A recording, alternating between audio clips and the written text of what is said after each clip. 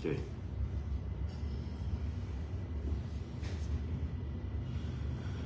Assalamualaikum warahmatullahi wabarakatuh. Salam satu Malaysia.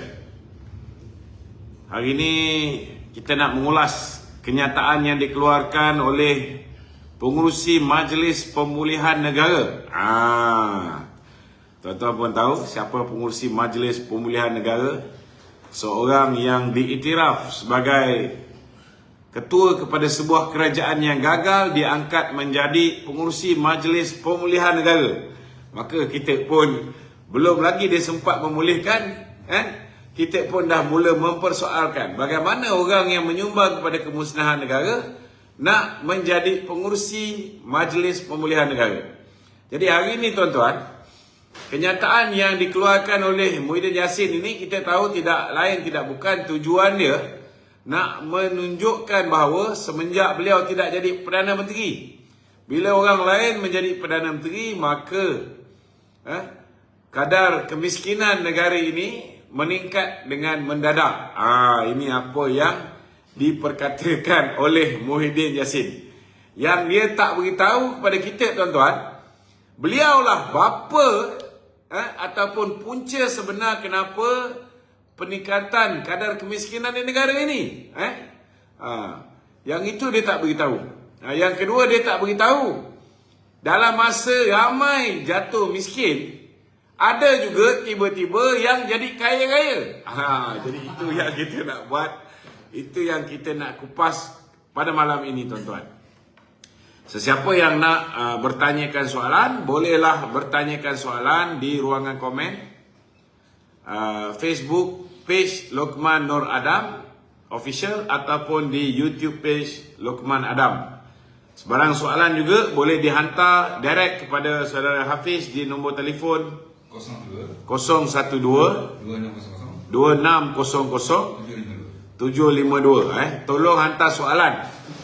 Jangan keluarkan arahan. Ada juga yang keluarkan arahan. Sampaikan Hafiz dengan Wan Quresh ni pening kepala. Ada yang arahkan kami pergi tangkap Mahathir. Ada juga. Kan? Seolah-olah macam kita ni memerintah pula tuan-tuan. Jadi jangan keluarkan idea-idea karut, mengarut. Pastikan tolong bagi cadangan-cadangan yang bernas. Bagi soalan-soalan untuk kami jawab. Bukan membagi pandangan-pandangan, arahan-arahan supaya kami menangkap orang tu, menangkap orang ni, hadapkan orang tu ke mahkamah, hadap orang ni ke mahkamah. Kita nak beritahu kerajaan hari ini ialah kesinambungan Perikatan Nasional. BN belum memerintah lagi.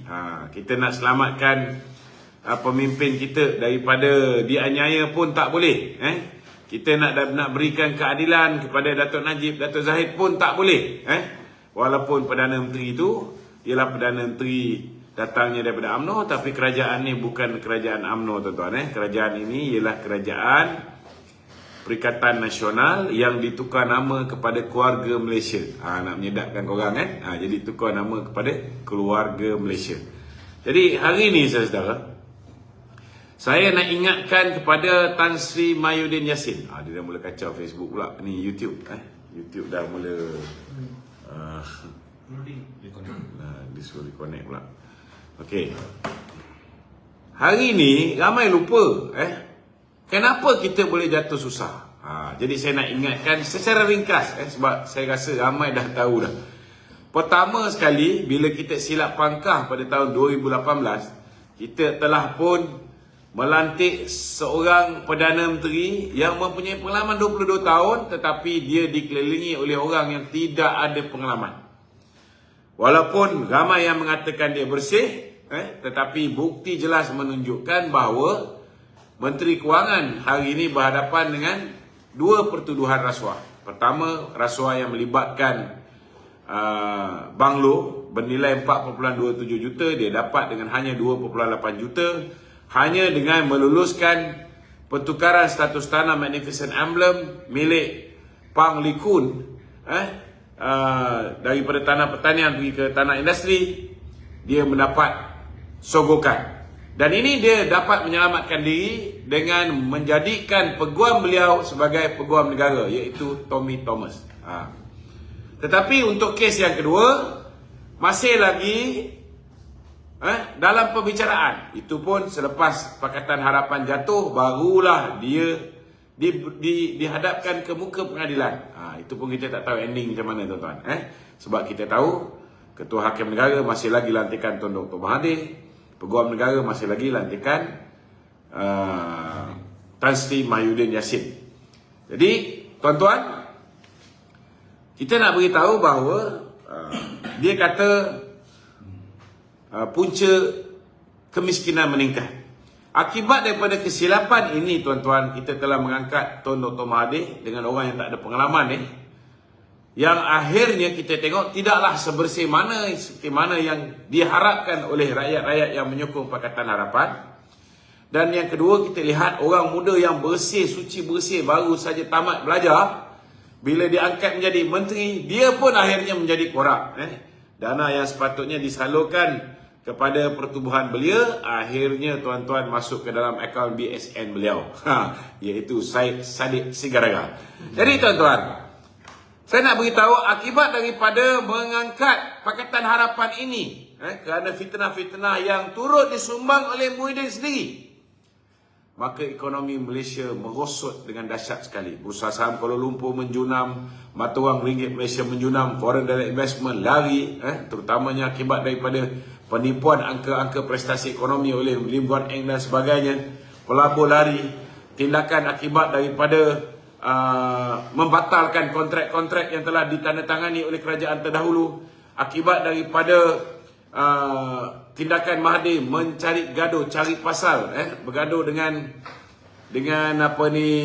negara-negara jiran, termasuklah dengan pelabur-pelabur besar dalam negara ni seperti India. Mahathir bergaduh dengan India, pergi menjalinkan hubungan dengan Pakistan dan sebagainya. Makin jahanam negara, makin jahanam ekonomi negara. Itu pertama, fasa pertama kehancuran negara menuju ke zaman kegelapan. Bila negara betul-betul gelap ni, tuan-tuan? Negara betul-betul gelap, saudara, apabila mengangkat Muhyiddin Yassin melalui pintu belakang menjadi Perdana Menteri. Bila Muhyiddin menjadi Perdana Menteri, saudara, bila dia berhadapan, mula-mula dia okey, dia dengar cakap nasihat pandangan Datuk Najib, Datuk Zahid dan sebagainya. Tetapi bila dah mula besar kepala, tuan-tuan, mula dia nak penjarakan pemimpin-pemimpin kita, mula dia bully kita, tahan duit kita, mula dia tikam belakang kita dan sebagainya. Saudara, kita lihat mereka mula bimbang, takut berlakunya undi tidak percaya di Parlimen. Dan ini menyebabkan berlakunya pengisytiharan darurat oleh Tan Sri Muhyiddin Yassin. Tuan-tuan, dialah yang telah memohon kepada baginda tuanku untuk mengisytiharkan darurat. Mula tuanku reject, kali kedua diluluskan. Jadi saya nak beritahu dengan tuan-tuan, akibat daripada tindakan mengisytiharkan darurat ini, dia walaupun pada hakikatnya kalau dia nak selamatkan tengkuk dia, dia boleh saja buat PKP di Parlimen. Maknanya tak ada orang boleh pergi Parlimen, dia boleh selamat. Tetapi satu dunia, satu Malaysia, tuan-tuan, telah di lockdown. Akibat daripada lockdown ini, saudara, dia ada kesan positif, dia ada juga kesan negatif. Kesan positifnya, tuan-tuan, siapa yang merupakan kroni kepada Muhyiddin Yassin secara automatik menjadi orang kaya-raya. Yang ini Muhyiddin takkan cerita. Dan semenjak pemerintahan Muhyiddin lagi, tuan-tuan, kita tengok anak dia, menantu dia, semua dapat projek, macam-macam jenis projek.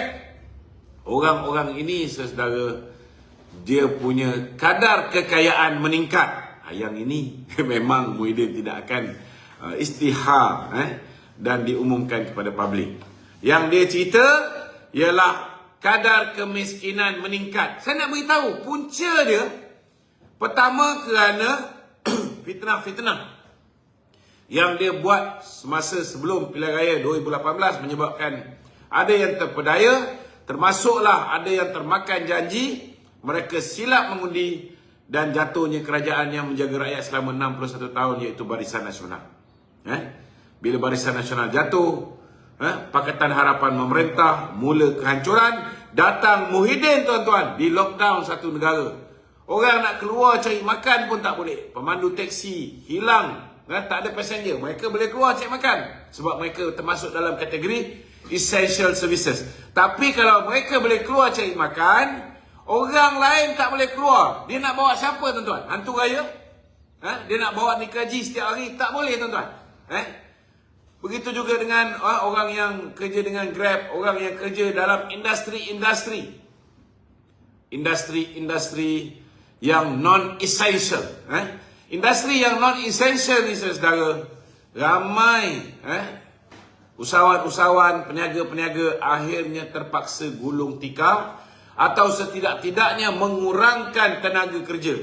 Dan ini menyumbang kepada peningkatan kadar pengangguran. Siapa punya angkara? Muhyiddin lah. Muhyiddin lah kepalanya.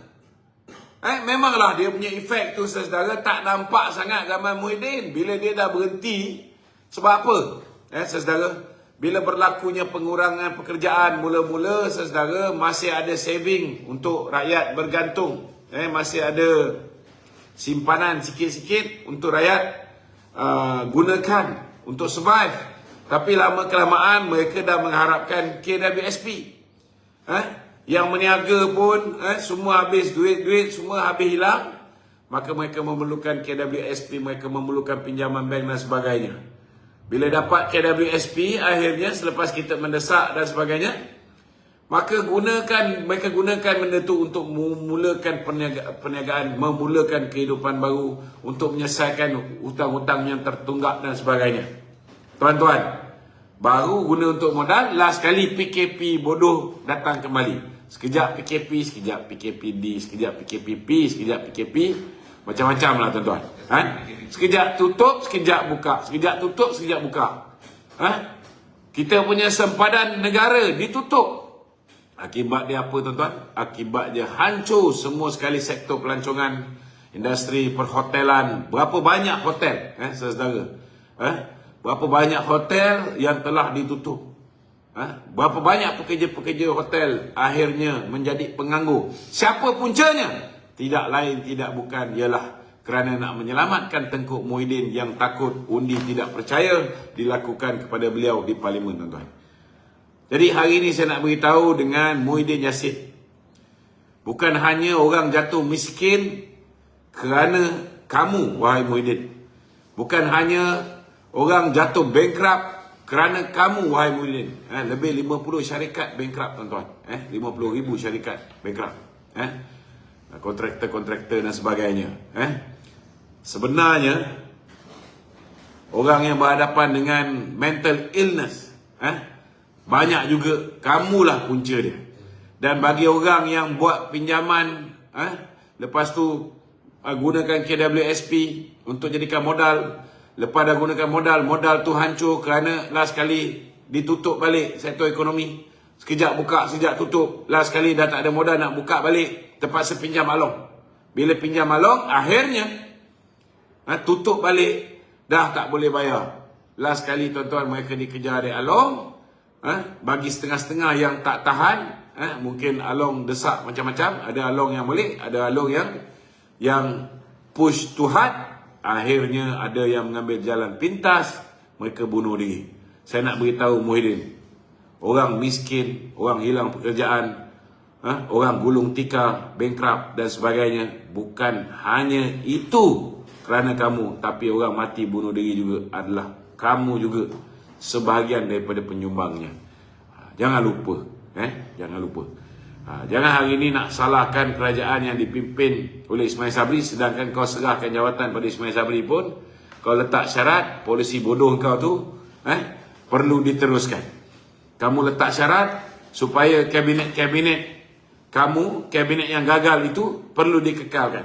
Jadi macam mana Datuk Seri Ismail Sabri nak ada peluang melakukan perubahan, nak ada peluang melakukan pemerintahan, memerintah mengikut acuan dia sendiri, mengikut acuan Barisan Nasional, sudah pasti tak boleh dilaksanakan.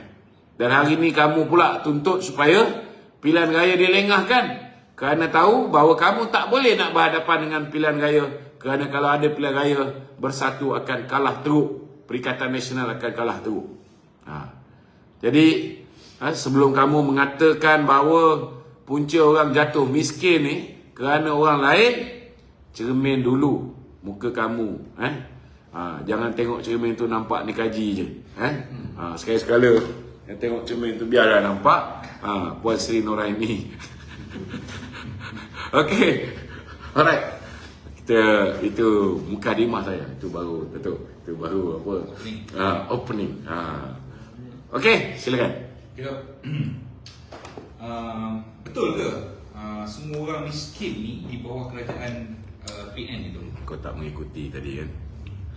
Kita dah cakap bukan hanya di dalam kerajaan Pakatan Harapan ni bukan hanya orang miskin bertambah, orang kaya pun bertambah. Jangan lupa ketika berlakunya darurat 600 bilion 600 bilion telah dibelanjakan oleh Muhyiddin Yassin tanpa perlu membawa permohonan untuk meluluskan peruntukan itu di dalam parlimen, kerana di bawah Akta Darurat mereka boleh berbelanja sesuka hati dia.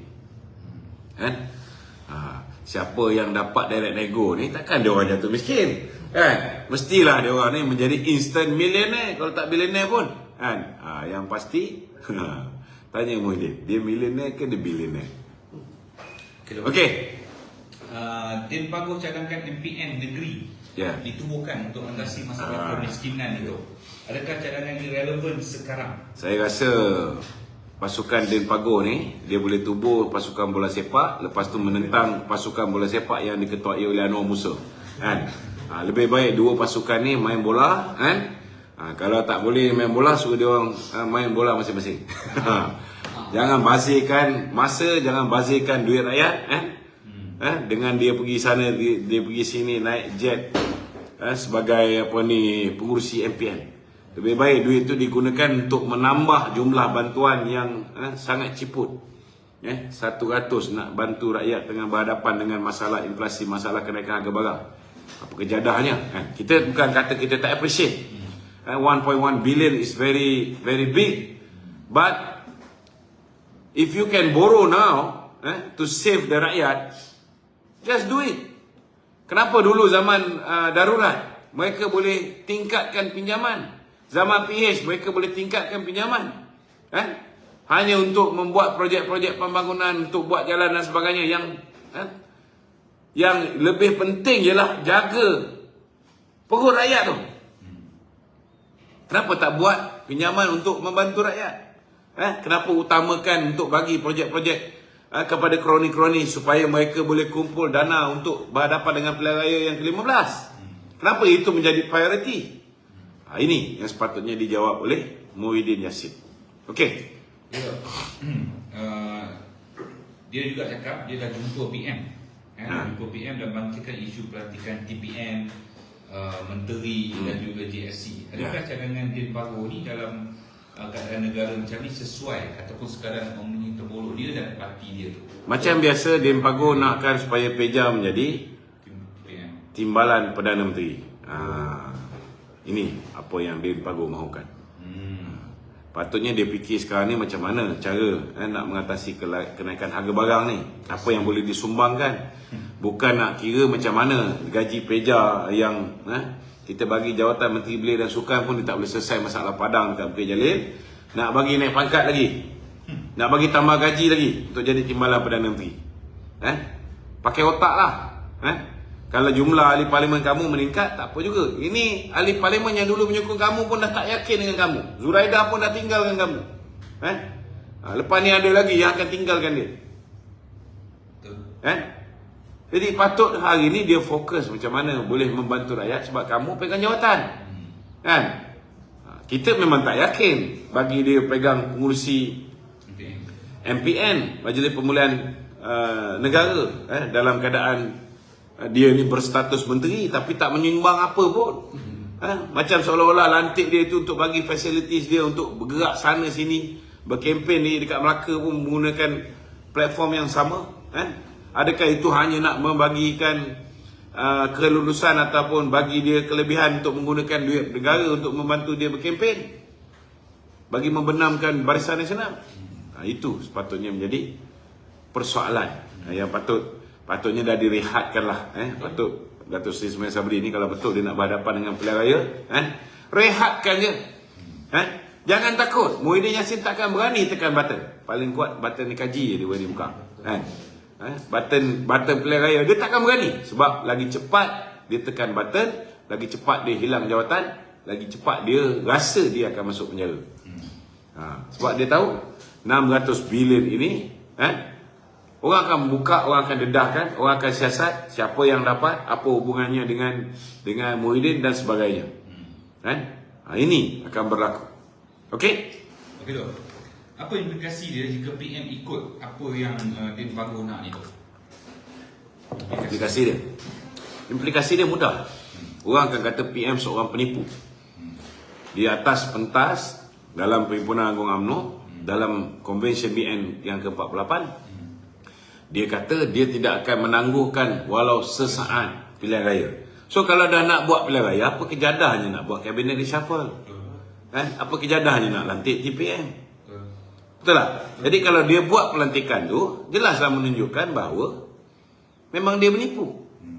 Itu je. Clear cut. Senang cerita. So, UMNO ada terbalik tak tu? Itu sebab rakyat kat bawah kena faham. Hari ni Dr. Atta Ramli dengan geng-geng amanahnya menyebarkan video-video tentang barang naik. Dia PAN ni keluarkan arahan satu Malaysia, gantung banner BN barang naik. Hari ni yang memerintah bukan BN. Hari ini yang memerintah ialah sebuah kerajaan hybrid. Yang dalam tu ada orang BN, dalam tu ada orang Bersatu, dalam tu ada orang PAS, dalam tu ada orang parti-parti lain. Dia bukan sebuah kerajaan BN. Ia adalah gabungan musuh-musuh politik. Bila gabungan musuh-musuh politik, walaupun mereka ini tidur satu bantal tapi mimpi lain-lain. Walaupun mereka tidur satu bantal, tapi mereka menikam satu sama lain. Itu sebab kita tak terkejut.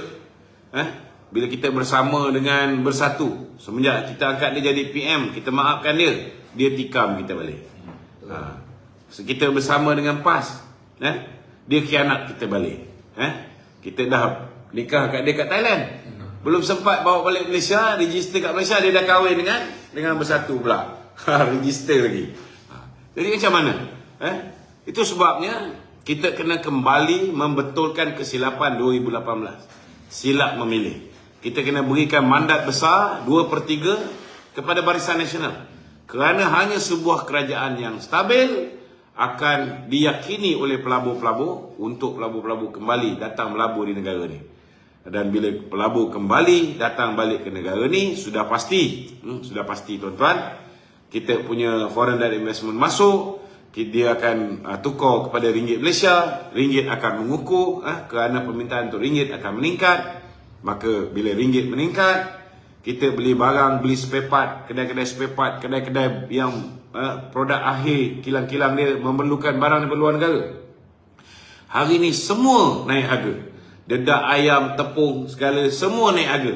Kalau ringgit dah mengukuh, lepas ini kedudukan ringgit bukan lagi menuju ke arah 5 ringgit 1 US dollar. Kalau dia boleh turun balik kepada 3.8 ataupun 3.5 ke, maka kos untuk membeli barang-barang daripada luar negara ni akan lebih murah.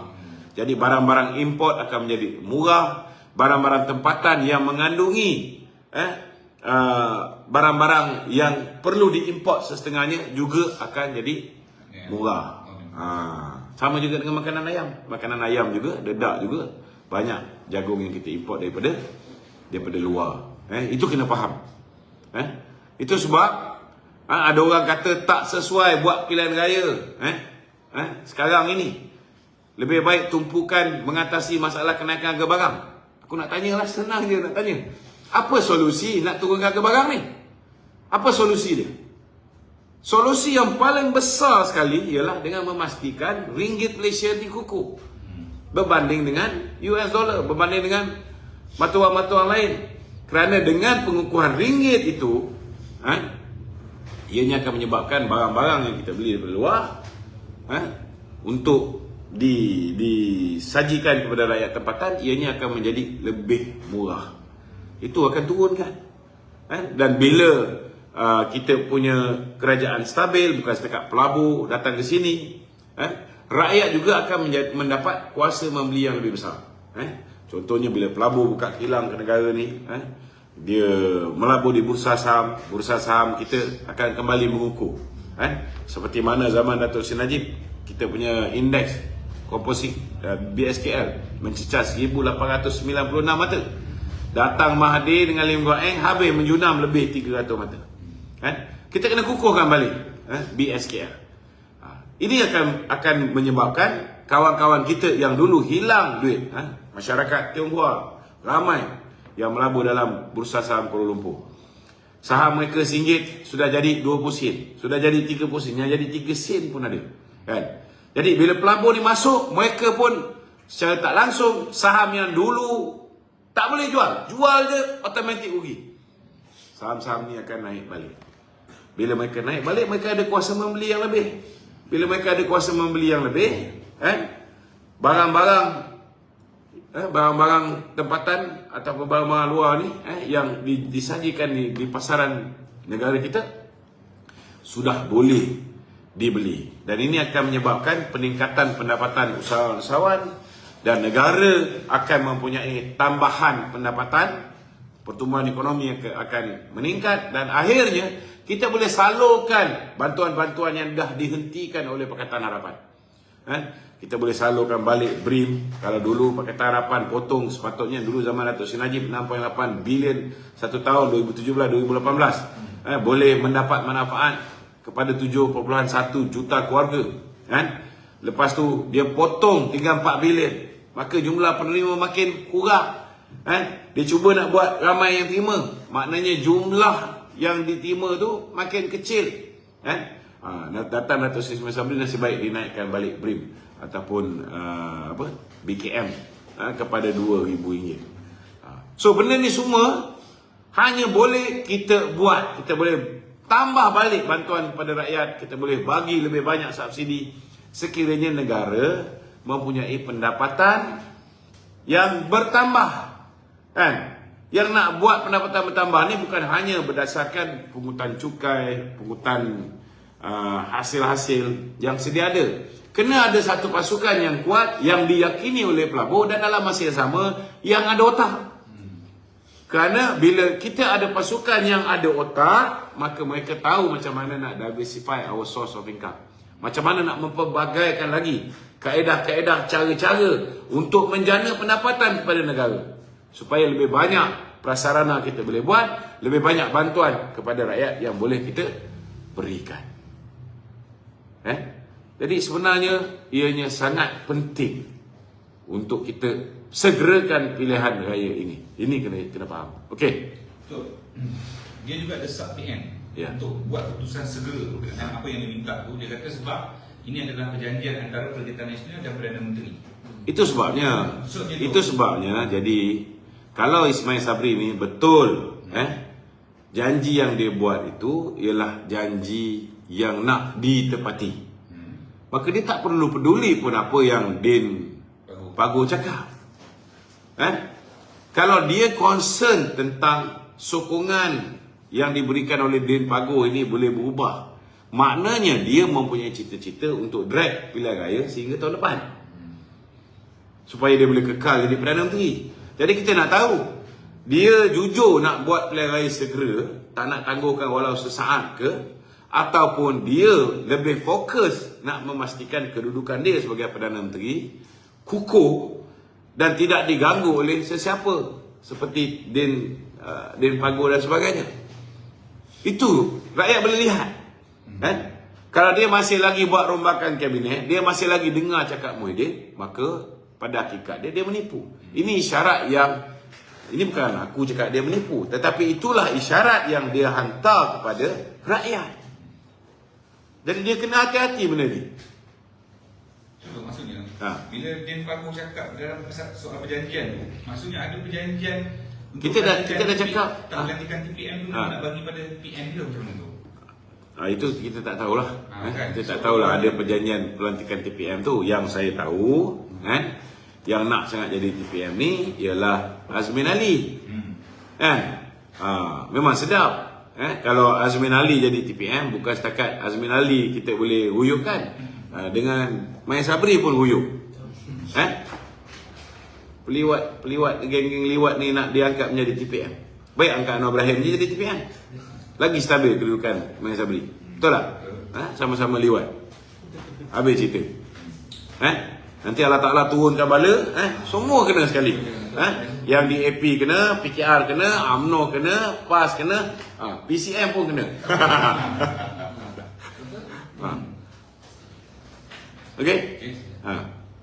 Okey, menyentuh sikit pasal MPN tadi, fungsi MPN tu. Din Pago kata dia rela meletak jawatan tu daripada fungsi MPN sekiranya rakyat betul-betul mahukan. Dia kata ini orang politik ni dia cakap betul.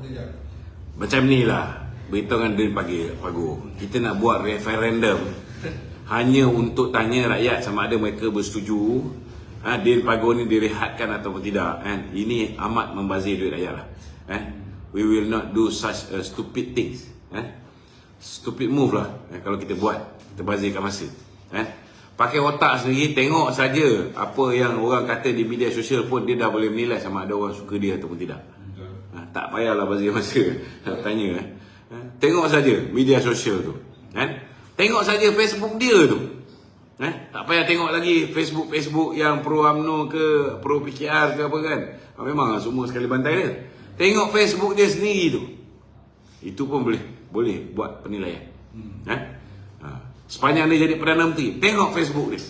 Sebelum dia digugurkan ataupun meletak jawatan sebagai Perdana Menteri, tengok Facebook dia. Apa orang cakap?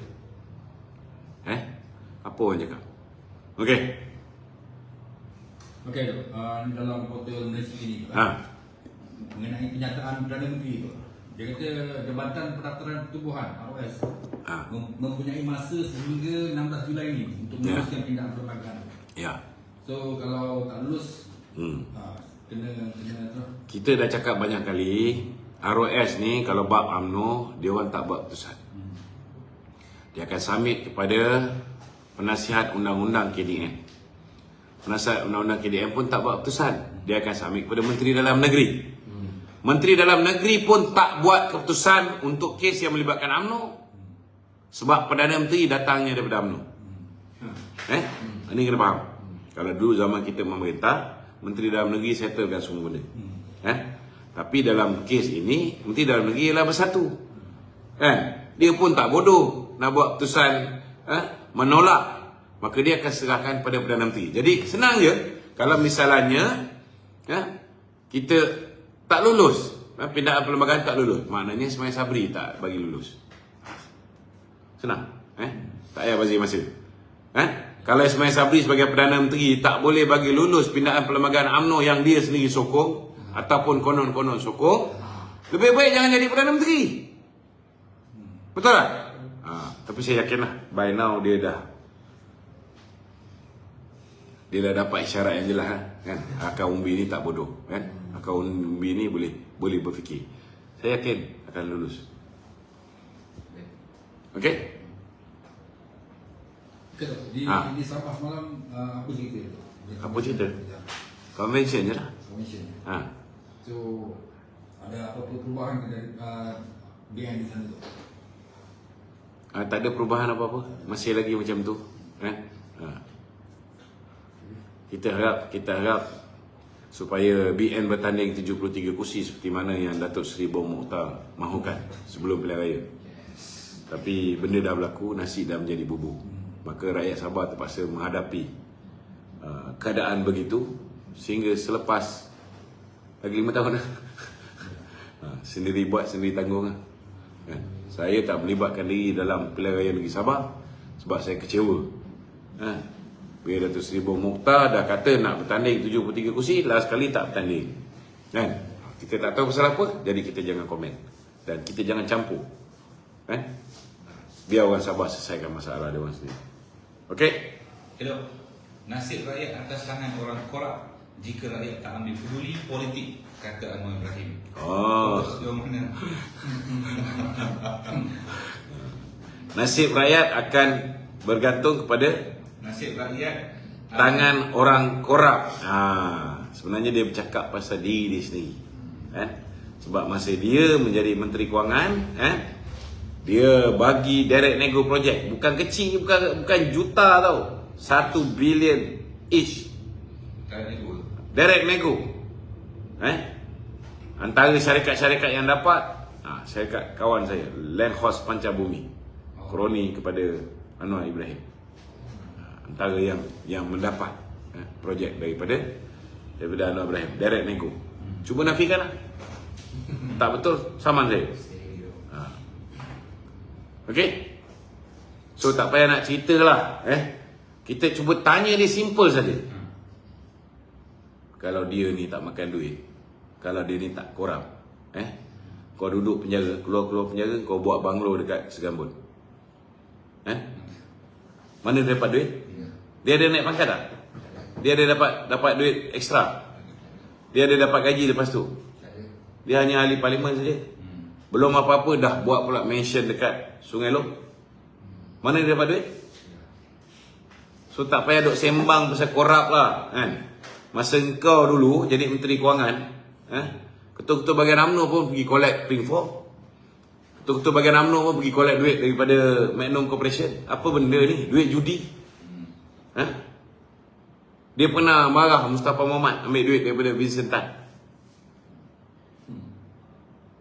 Kita tahu benda ni, Dia sendiri cakap. Siapa yang ajar? Siapa ajar? Ambil daripada Nala Karupan, okey. Ambil daripada orang lain, tak boleh. Ini masalah ni, Mana tu dulu lain tu, sekarang dah berubah. Oh, sama je.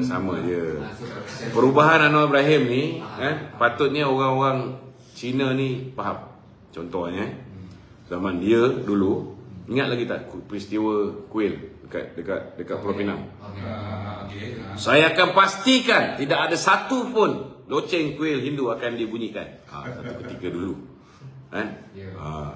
itu zaman dia timbalan Presiden UMNO, begitu Melayu sekali. Apa dia buat masa dia jadi Menteri Pelajaran? Dia telah ban tarian singa di sekolah-sekolah. Tak boleh buat tarian singa. Masa tu dia timbalan Presiden UMNO. Ini Anwar Ibrahim ni dia sesumpah. Dia ikut macam, kalau dia kat pokok ni warna hijau lah, dia tukar je warna hijau. Kalau pokok ni coklat, dia tukar warna coklat. Itu Anwar Ibrahim, dia sesumpah, Bila dia dah keluar daripada UMNO, dia tak perlu lagi sokongan orang Melayu. Dia tahu kalau dia nak bersaing dengan UMNO, dapatkan sokongan orang Melayu, dia takkan boleh menang. Bila dia keluar daripada penjara, dia start politik berbeza. Anak Cina, anak saya. Anak India, anak saya. Anak Azmin je yang dia tak mengaku anak dia. Itu Anwar Ibrahim. Kau kena faham lah, Kalau ada lagi lah mangkuk ayun yang percaya dengan tamberang Anwar Ibrahim, aku tak boleh nak kata apa lah. Cukup lah. This pula betul-betul conman. Conman. Tapi ada satu je, dia cakap betul. Kalau saya jadi Perdana Menteri, saya akan jadikan minyak RM1.50. Betul. Belum sempat dia jadi Perdana Menteri, Muhyiddin dah buktikan. Tapi pada ketika itu Muhyiddin lockdown satu negara. Memang kalau ada semua orang satu dunia ikut perangai Muhyiddin, percaya dengan WHO, buat lockdown bodoh dulu, memanglah semua orang tak keluar rumah. Bila tak keluar rumah, demand untuk petrol menurun. Jadi penawaran itu lebih daripada permintaan. Itu yang minyak jatuh harga.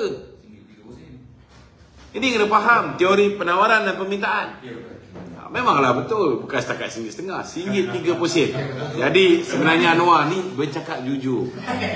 Maksudnya kalau kau bagi dia jadi Perdana Menteri, kalau Muhyiddin lockdown 18 bulan, dia akan lockdown kau 18 tahun. Memang harga minyak maintain bawah RM1.50. Bagilah dia. Duk sembang. Dia sebagai seorang yang pernah jadi Menteri Kewangan, yang pernah mencadangkan supaya SST tukar kepada GST.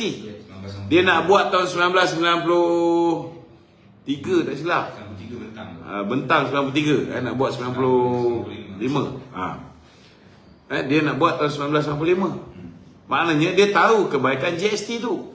Bila kau punya bini jadi timbalan Perdana Menteri, kau tak boleh bisik ke dalam atas katil? Kau tak boleh bisik. Kan? Jangan sampai orang tahu dia tak tidur satu bilik. Kan? Betul tak? We are not stupid. Apa dia buat? Kenapa tak halang kerajaan bodoh Mahathir dengan Muhyiddin ni dengan Lim Guan Eng daripada menghapuskan GST yang menyebabkan negara kehilangan pendapatan tambahan 30 bilion setiap tahun yang boleh bantu banyak benda. Antara benda yang banyak diberikan oleh Dato' Seri Najib adalah sumbangan daripada GST. Bila dapat pendapatan tambahan, kita lebih banyak lagi kita boleh bantu golongan yang susah, yang perit. Tapi percaya tol boleh hapus, percaya minyak RM1.50, percaya PTPTN tak payah bayar balik, ambil kau. Kan? Parti dia pun korak tu. Parti dia bukan setakat korak. Kan? Kurak bro. Ini Hans Isaac bertanding lawan dengan kandidat Amir. Kandidat Amir bagi duit. Nasib baik Hans pandai, kan? Orang yang bagi duit tu siap dia rakam lagi. Menang lah dia. Kan? Okey.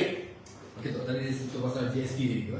Dengan harga barang yang tak disubsidi ni, adakah GST dulu kalau diteruskan boleh menampung subsidi untuk rendahkan harga barang sekarang? Macam mana? GST dengan pendapatan GST tadi boleh tak menampung pendapatan GST ataupun pendapatan daripada sumber apa saja sudah pasti ianya boleh digunakan untuk membantu rakyat. Tetapi polisi dulu zaman BN memerintah mengikut acuan dia sendiri, kita dah kurang memberikan subsidi secara pukal, subsidi pukal, blanket subsidi. Blanket subsidi ni macam petrol, petrol, diesel, semua orang dapat sama. Tapi masalahnya bila semua orang dapat sama, contohnya bulan Jun 2014, setiap liter RON95 tu kita bagi 68 sen. Tapi bila semua orang dapat setiap liter 68 sen, siapa orang kaya dia pakai kereta BMW masa tu belum ada Velfire.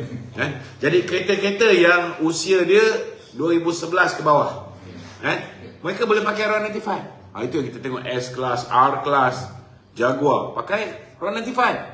Jadi bila kita Kementerian Kewangan ketika itu, saya ketika itu merupakan pengarah komunikasi Kementerian Kewangan, kita dapati subsidi untuk bahan petrol diesel ni 70% pergi ke M40 dengan top 20. Sebab the B40 dia orang ni rata-rata naik motor.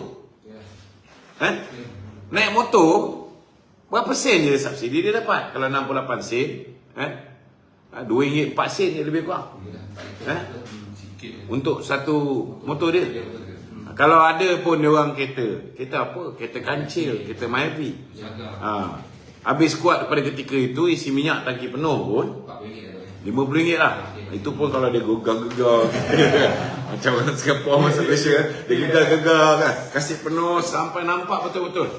Kan? Adalah 55 ni. Kalau RM50 dia dapat RM17.40.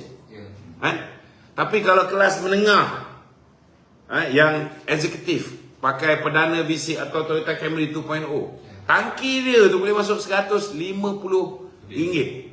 RM150, maknanya dia dapat lebih kurang RM54 subsidi. Habis yang Jaguar datang, BMW datang, yang kereta besar-besar Mercedes ni datang, lagi kuat dia punya kereta mentekar darah minyak, lagi banyak subsidi yang dia dapat. So apa guna kita bagi subsidi? Subsidi ni untuk apa? Subsidi ni bantuan kerajaan kepada rakyat dia. So kalau nak bagi bantuan kerajaan kepada rakyat ni, kita bagi bantuan kepada orang yang susah. Itu sebab 1 Disember 2014 bila kita tengok harga minyak dunia dah turun, that is the best time untuk kita apungkan harga minyak. Sebab bila harga minyak turun, minyak bukan lagi RM2 berapa, 30 sen ke pada ketika tu. Jadi minyak boleh turun harga. So kita apungkan minyak mengikut harga pasaran. Tak ada lagi subsidi. Kalau tidak, 2014 subsidi untuk RON95 diesel LPG, gas bermasak, lebih kurang 22.34 bilion. Dan duit ini rugilah sebab orang kaya je yang menikmati lebih. The B40 ni dia dapat sikit. Jadi kita apa yang kita gunakan? Kita tarik balik subsidi pukal, kita bagi subsidi bersasar. Kita bagi bantuan awal persekolahan. Kita bagi bantuan kepada dalam bentuk BRIN. Kita bagi bantuan dalam bentuk subsidi musim tengkujuh, bulan 11, 12, 13 tak boleh menoreh hujan. Kita bagi subsidi. Bila bagi penoreh getah, pesawat padi pun kata kami pun lepas kami tanam nak kena tunggu 3 bulan ni Datuk Seri, apa kita nak makan? Kita bagi pula bantuan untuk pesawat 200. Bantuan baja, bantuan itu, bantuan ini, nelayan. Bukan setakat apa ni Mardi bagi bot, 1MDB bagi enjin motor bot. Lepas tu dia orang pergi tangkap ikan, tak nak bawa balik pula. Ada yang pergi jual pula pada nelayan Thailand. Kita bagi pula apa dipanggil sebagai subsidi mendaratkan ikan. Kau pergi tangkap ikan, bawa balik ke jeti-jeti yang ditetapkan oleh kerajaan, dapat subsidi lagi. Apa kerajaan tak bantu? Tapi kau percaya dengan janji-janji manis Puteri Gunung Ledang oleh Kerajaan Pakatan Harapan, last sekali hapak pun tak ada. Yang dikendung kececeran, yang dikejar tak dapat. Jadi kalau sekali lagi disebabkan kenaikan harga barang ni, hari ni ada satu mangkuk ayun ni, kan? Dia kata lepas ni saya akan undi PH. Aku tanya dia balik, kau masih dapat PH tu? Kau dapat tak BRIN? Tak dapat. Zaman BN dulu kau dapat tak BRIN? Dapat. Sekarang kau dapat tak BKM? Tak dapat. Disebabkan tak dapat BKM tu, kan? Dia tak nak undi BN lepas ni. Sedangkan zaman BN dulu kau dapat BRIN. Zaman BSH kau tak dapat BSH. Zaman sekarang kerajaan hybrid ni, kau tak dapat BKM, kau marah kat ni. Dia kata lepas ni nak undi Pakatan Harapan. Kerana perangai orang macam kau ni lah punca. Kenapa kita hari ni satu negara, bukan hanya orang yang mengundi Pakatan Harapan, orang yang tak undi Pakatan Harapan pun sengsara hidup selama 5 tahun. Kalau nak buat perangai, nak undi lagi Pakatan Harapan, silakan. Lepas ni kau jangan bising, tak payah telefon aku lagi. Buat pening kepala je. Kita nak hadap dia, suruh bagi arahan tangkap tu, tangkap ni. Suka-suka kau je. Negara ni ada rule of law. Kita tak boleh tangkap orang sesuka hati, kan? Yang terang-terang bogel dengan Haziq pun terang-terang dah memang betul dia. Aku dah bawa video tu pergi buat laporan forensik di London, di Birmingham, bawa pergi Jakarta. Dah sah dia pun Pakatan Harapan tak tangkap. Apatah lagi sekarang ni, macam mana? Okey, ada lagi? Kita sambung yang semalam sikit tu. Semalam mengenai pembersihan UMNO tu. Tak bersih lagi? Ada orang bersetuju lah dengan pendapat Datuk bahawa bersih secara kekal. Banyak setuju. Bila aku post tu kan, ramai yang setuju. Alhamdulillah lah. Cuma dia kena presiden dan MT setuju lah, kan? Kena buat pembersihan sekali jalan, kan? Clean up Dapati. Bila kita clean up Dapati, kita dah tak perlu lagi melayan lobby-lobby dia orang ni. Lepas ni dia orang akan lobby untuk jadi calon. Baik clean up Dapati, they are no longer with us. We can put fresh faces. Kita boleh letak orang baru, muka bersih, muka yang ada integriti, muka yang belum terparit dengan rasuah dan sebagainya. InsyaAllah saya yakin Presiden UMNO akan berbuat demikian, seperti mana dia buat di Melaka, seperti mana dia buat di Johor. InsyaAllah. Okey? Soalan dia. Sekiranya apabila Tajuddin dia ambil tindakan tu, nampak sedikit macam orang katalah ada pergolakan dalam tak ada. Jangan risaulah. Pergolakan ini hanya geng-geng pro Muhyiddin nak mengekalkan kuasa, nak melengahkan pilihan raya supaya Barisan Nasional tak perform well. Bila Barisan Nasional tak perform well, Barisan Nasional tak boleh membentuk kerajaan secara bersendirian. Kan? Dalam otak dia orang, bila Barisan Nasional tak boleh membentuk kerajaan secara bersendirian, Barisan Nasional terpaksa menubuhkan kerajaan bersama Bersatu dan PAS. Kan? Maka akhirnya siapa yang ditentukan oleh Bersatu dan PAS, direstui oleh Bersatu dan PAS, akan diangkat menjadi Perdana Menteri, Timbalan Perdana Menteri dan Menteri-Menteri Kabinet. Maka peluang puak-puak yang pro Muhyiddin ini untuk kekal jadi menteri dan back to the square one, kan? Kembali kepada kerajaan gagal tu, cerahlah. Yang diorang tak terfikir, dengan melakukan sabotaj kepada Barisan Nasional ini, ada kemungkinan besar bukan setakat BN tak boleh membentuk kerajaan, kalau campur undi ataupun kerusi Bersatu dan PAS, kita pun tak boleh bentuk kerajaan. Last sekali yang akan berkuasa DAP. Jadi kalau ketika tu kita ajar cukup-cukup geng-geng pengkhianat ni dalam pemilihan UMNO, tak apalah.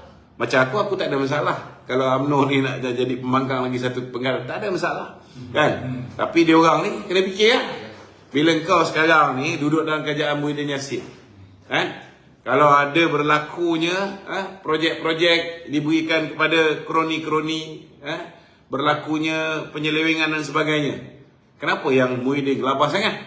Sebab dia tahu ada banyak taik yang ditinggalkan. Dan dia takut, Datuk Najib buka ke, Datuk Zahid buka ke, dia takut. Anwar buka ke, dia takut.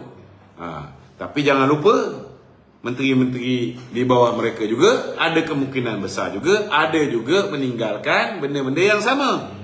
Kan? Jangan sampai kau lengahkan pilihan raya ni last kali dengan kau-kau ke dalam selepas pilihan raya. Semua berjemaah menjadi kluster mahkamah. Okey.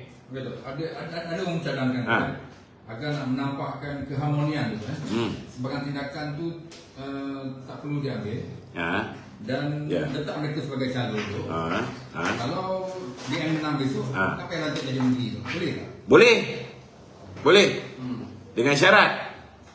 Dengan syarat kita pun jangan berangan lah jadi menteri. Sebab bila kau letak orang ni jadi calon, lepas pilihan raya dia tarik kursi ni, tambah jumlah kursi Pakatan Harapan DAP, dia orang akan jadi menteri. Last kali kau orang yang melopong. Last kali yang merana rakyat dapat balik menteri cak ayam. Selesai tak masalah inflasi? Tak selesai. Selesai tak masalah kenaikan harga barang? Tak selesai. Bila berlakunya kerajaan yang dulu batalkan perjanjian ni, kau rasa investor-investor nak kembali ke negara ni bila tahu dalam tu ada Pakatan Harapan, orang-orang yang pernah duduk dalam Pakatan Harapan? No way. Bila foreign direct investment tak masuk, last kali peluang pekerjaan tak bertambah, apa nak jadi dengan graduan-graduan kita yang lulus? Hancur. So boleh kau simpan lagi bangkai-bangkai menyawa ni, bagi dia jadi calon pilihan raya. Lepas tu kursi kita tu dia bawa lagi. Bagi, tak ada masalah. Okey? Kita tak ada masalah. Kita dah biasa jadi pembangkang. Semenjak kalah pun memang kita juga, yang lawan dia orang. Soalan terakhir malam tu, desak gugurkan Tajuddin ibarat pertikai kuasa agung, kata Perdana Menteri. Ini kenyataan. Kenapa dia nak kait? Ini semua kenyataan bodoh. Tak payahlah keluar otak macam ni. Don't be stupid. You are the one yang suggest to Yang Tuan Agong to appoint this crap as our ambassador. Janganlah keluar ayat bodoh macam ni. Jangan insult the public's intelligence. Dia suka bagi orang lain ni. Semua nak tolak Yang Tuan Agong semua sekali atas nasihat Perdana Menteri. Kalau Perdana Menteri tu otak dia tak dengar nasihat orang macam Arman apa semua sekali, tak adalah orang macam Tajuddin tu jadi apa ni, duta.